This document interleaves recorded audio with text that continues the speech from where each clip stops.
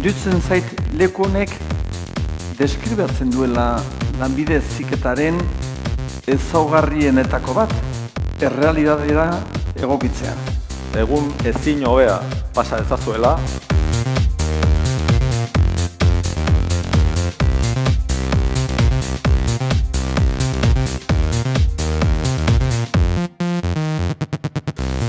Postaldeak nahi beharko dutena da identifikatu zeintzuk diren sistemak dituen hutsune horrek, baina talde guztiek hutsune berak dituzte. Zer egin behar duten lehenengo? Behin fai hori babestuta bestearena erasotu?